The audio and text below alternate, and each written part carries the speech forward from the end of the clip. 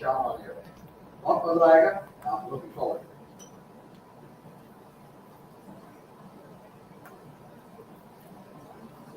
Assalamu alaikum and hello everyone. This is Zishan Isaac with Zishan on air, and some of the key information with regards to this whole summit, or showing muscles or the military power and the might of People's Republic of China, along with a lot of autocrats all over the world, like Putin, Kim Jong-un, and others who showed up as a backup policy, as many experts are saying, just in case if they cannot count on the US military might, which they're doubting themselves.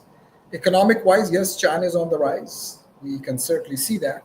However, China still cannot match the United States of America and the liberty and democracies that we enjoy. However, when I say that, that is also being questioned by many people under this Trump administration, because we are still the envy of the world. And all those who actually hate us, they joined United States of America's foes. And that is exactly on display, where you can see on the screen as well. China flaunts military might with lavish parade and sends warning to Washington. That's the Wall Street Journal reporting. And then it's further reported, China flexed its growing military power and its deepening ties to Washington's adversaries with an extravagant parade that cast leader Xi Jinping as the standard bearer of new global order. And in my opinion, that new global order means dictatorship. That new global order means that we are the autocrats. And that new world global order means that either you join this group called BRICS, which basically include Brazil, Russia, India, and South Africa, and others. And we will have our own currency, and we would like to dominate other smaller nations. However, this whole idea of the shining hill, the shining city on the hill, and liberty, freedoms, that is where the United States of America has always been looked up to, with those ideals, because the best form of governance is still democracy.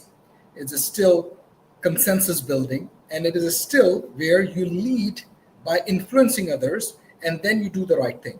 So that is also being challenged, because as one author, and you may want to read this book as well, Autocracy Inc., and that is where this author, and she's a Pulitzer Prize winner, she has advocated and made her case with regards to where the West always focus on the democracy, but here there are now camps within the West where the right wing of Germany, or the right wing of Poland, and even the right wing of United Kingdom, and these are ultra-conservative right wing, they are associating themselves with each other.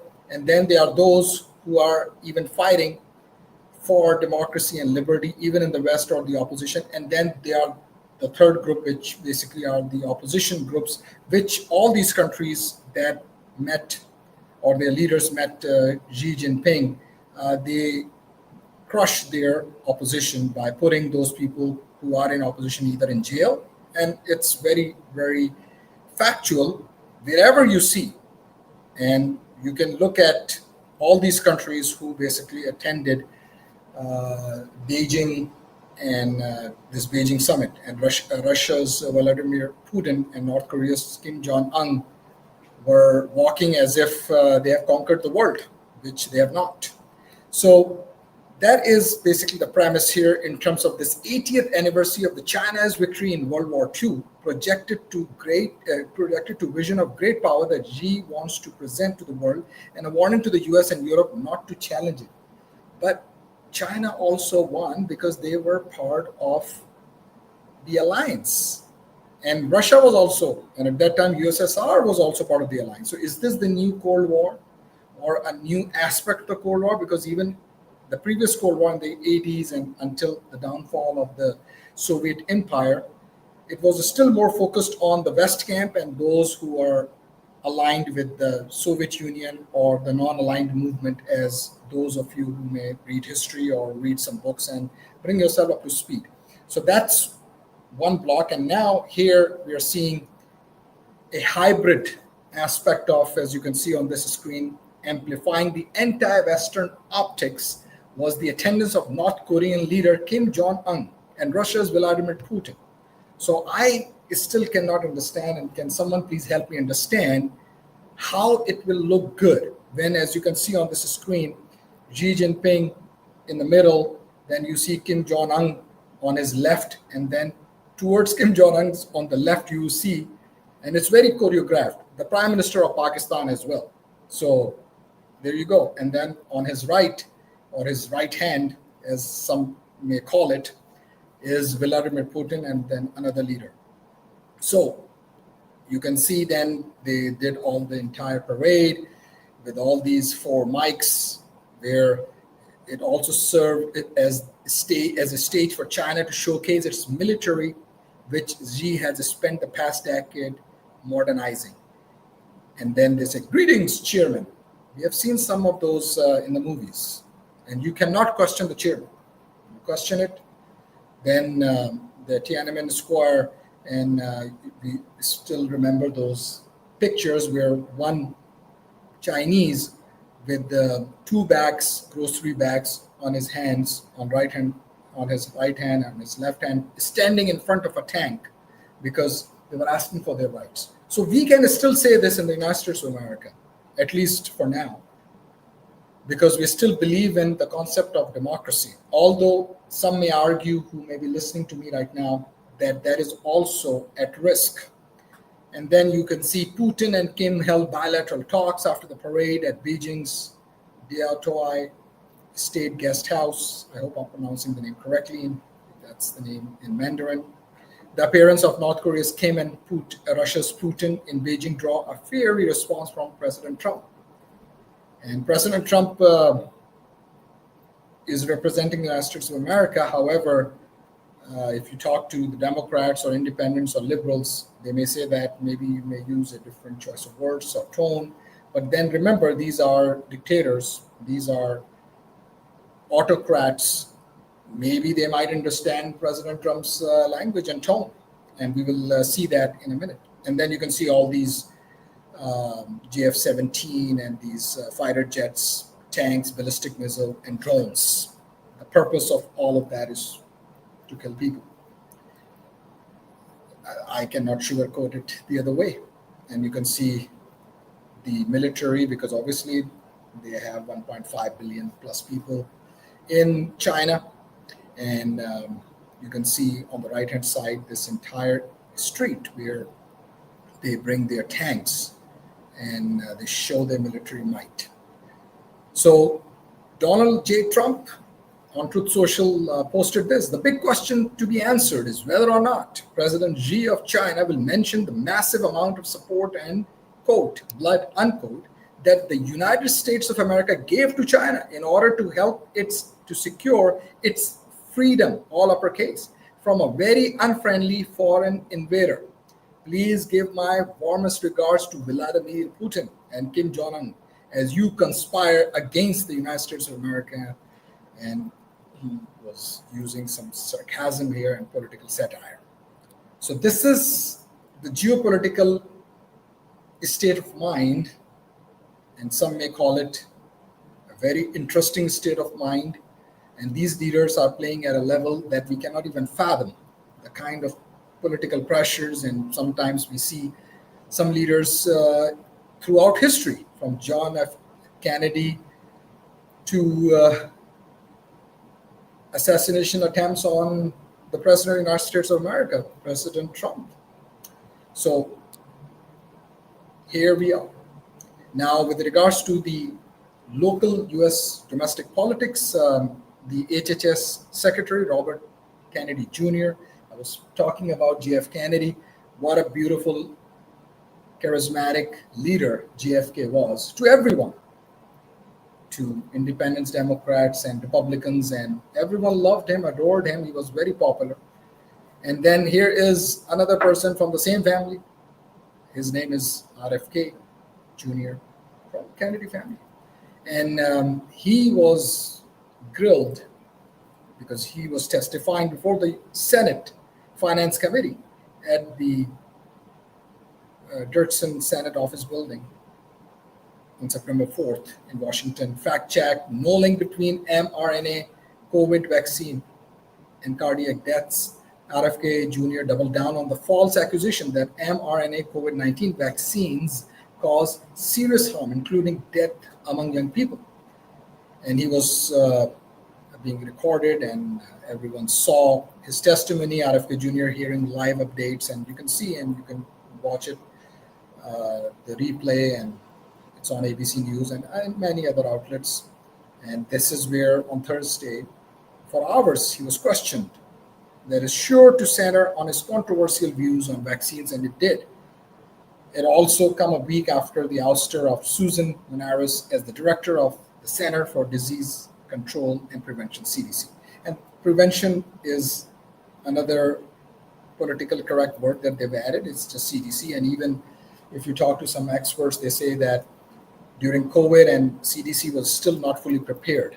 And now, given this damage to reputation and credibility of CDC under the leadership of HHS Secretary RFK Jr., the experts may have to somehow figure out a way. And that's why your doctors, the insurance companies, and the hospitals, and the physicians, and your family doctors, and your pediatricians, what have you, it should be the decision now left to them, because it's not mandated. When I say it's not, meaning the COVID vaccine is not mandated by CDC. And then Warner and Kennedy have heated exchange over COVID deaths. And then RFK Jr. claims COVID pandemic was politicized. That's what he's saying.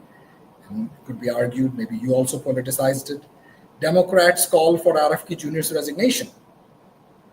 And then the very heated exchange with Senator Cassidy. He is a GOP Cassidy. Says we are denying people vaccines because the Republican Senator Bill Cassidy, a longtime physician whose vote was critical in Kennedy's ascension to HHS Secretary, read out emails he received from people who say they have had difficulty accessing vaccines. Cassidy admitted the emails to the record. Quote, I would say effectively, we are denying people vaccines, unquote. So now these political leaders or senators or congresswomen, they are under pressure by their own constituents. And he is the Republican senator. So if someone can go ask the senator, did you do your homework? Did you do some research when you were confirming the HHS Secretary, RFK Jr.? But hindsight is always 2020 or 2022 or 2024. Just kidding. Because who believes in science? Unfortunately, I'm laughing at this. It's not a laughing matter. People's lives are at risk. People who are over the age of 60 and 70 and 80, they are always at risk. And that is where, when many other people who may get COVID or the different strains of COVID, and then they are not vaccinated, and then that impact would be severe, and then they go visit their grandparents or what have you, it's a virus. So then they will catch it. So it's about all of us. Unfortunately, we're not in that time where we are caring and considering and thinking about others as well around us and your loved ones. So it should be with the families and then extended families, and it should be their decision. You may have to even ask, your grandchild, perhaps if he or she is visiting you, that, hey, hope you're in good health, good spirit, and then come and visit me. Otherwise, who knows, I may catch this virus if you have that virus or vaccine. And sometimes asymptomatic symptoms may not even, be seen. And that is where the science is there. They've already gone through this drill. So Florida moves to end all school vaccine mandates. First in nation to do so. Is anyone surprised here? Florida is governed by a Republican governor, Ron DeSantis, former candidate for the President of the United States of America. So all those who know Ron DeSantis and knows his policies and his style of governance, no surprise there. And the Washington Post has reported this, and Florida's Surgeon General Joseph A. Ladapo criticized school vaccine mandates, which every state has, and all likened them to slavery. That's what the Florida Surgeon General is actually saying. So someone should go ask the Surgeon General that, Surgeon General, could you please do your job and don't get involved into politics or using the past history of this country and inject and digress and talk about all these different ways of dealing with science just to influence others. There's no other way to put it. You could not have used some other choice of words. Kunta Kinte, he died or took lashes on himself just because his name was Kunta Kinte and they were calling him with some other name. So please go and talk to these people. And if you judge him by the skin of his color, he is black. He is African American. And Dr. Martin Luther King Jr. obviously said that we should judge the people by the content of their character. And how do you judge someone by the content of their character? By what he or she actually says as well, because that character will somehow lead toward words, because your mind and your thoughts will become words and then at some point become action. So he is likening that to slavery, and he's standing right next to Ron DeSantis, the governor of Florida. So that's the kind of a mess, politically speaking, that we are in this country, where everything has been politicized. Science has been politicized, vaccines have been politicized, and now how are we going to even have a reasonable discussion and debate where facts do not matter, science do not matter, data do not matter, and what matters is that whoever can just have that mic or that podium, and if you've been trusted, you basically can say whatever you want. And if someone can come back in the next election, in the next election cycle, can run on this and may have the ability to raise all those funds to win the campaign, then perhaps you may have a shot. Otherwise, you will be stuck with people like him or like Eric Adams of New York City. And the reason I mention him, because that's another interesting race that we will see until Mamdani will come and beat the incumbent, because the incumbent is still in denial, because Mamdani is the nominee of the Democratic Party, which even the Democratic establishment is still not coming out and supporting him, which is also something to recognize here, because why not? Because that's how the people of New York and New Yorkers have spoken. So if you believe in democracy, and especially the Democratic Party, then the New York Democrats, they should, especially those who are in power, like Senator Chuck Schumer or Hakeem Jeffries, because they are from New York, they should come out openly, not just AOC, because they are considered as the liberal wing of the party, or the independent, but he caucuses with Democrats, Senator Bernie Sanders. So sometimes it's important to repeat these things so we recognize where we are in politics. Politico has reported jobs. As you can see on the banner, Trump's job market is struggling, building the case for steeper Fed rate cuts, and weak pound and yen showed up dollar, bonds, and payrolls in focus. And then Newsweek has a reported list of companies laying off employees in September. That's Quality Food Centers, Jack in the Box, Cooperative Health, Fidelity National Information Services, Sundance Holdings, Fred Meyer, RV Country Washington LLC. And these are the ones reported by Newsweek. What people are saying, you can read, I will just read one. U.S. Treasury Secretary Scott Bessent on Fox Business on August 27 said, after 50% tariffs on imported goods from India into the U.S. went into effect, quote, there are many levels going on here. I do think India is the world's largest democracy. The U.S. is the world's largest economy. I think at the end of the day, we will come together. I think a lot of it by the Indians has been performative. And then he said more about this. And then Andrew Challenger, Senior Vice President and Labor Expert at Challenger, Gray and Christmas. We are seeing the federal budget cuts implemented by DOGE impact impact nonprofits and healthcare. In addition to the government, AI was cited for over 10,000 cuts last month, and tariff concerns have impacted nearly 6,000 jobs this year, unquote. And Forbes has reported current policy is destabilizing what had been a stable U.S. economy. And Jerome Powell, Chairman, Board of Governors of the Federal Reserve System, testifies before the Senate Banking, Housing, and Urban Affairs Committee on June 22nd, 2022 in Washington, D.C. That's where you can see this on the picture. However, the U.S. Federal Reserve and Jerome Powell has been in many news conferences, and they are trying to stabilize the economy. That's another subject for some other day, because that's a very challenging as well as very interesting subject, because of how Federal Reserve is an independent body, but that's how they should not be under any kind of political influence. But at the same time, the Federal Board of Governors and then all these Federal Reserve systems and banks all over the U.S., they are actually the ones who are considered, as in other countries, as the central bank. So the financial and especially the global financial system is very complex. And a lot of people, they do not have the right understanding and education on finances, because that's not what we teach in our high schools. Although we have started teaching STEM, which is great, science, technology, engineering, math, but we also need to teach our high schoolers a lot about finance, so they make good financial decisions. That would be good for economy as well. And then sterling yen fall against dollar. That's good news. Britain, France bond yields at multi-year highs on fiscal worries.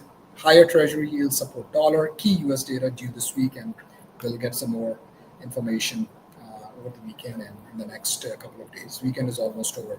And then there was this good article about the finances, leverage, shadow banking, Ponzi scheme. I'm not going to read everything, but I'm just displaying it on the screen. You can go back and do some research on this and see how 7% of gross domestic product, GDP, closer to 3%, all these policies where they always keep an eye on CPI, consumer price index, inflation, how these things are important, especially in a free enterprise system in a capitalist environment. So that's important, because that's the system that we have, the financial system in the United States of America and all over the world.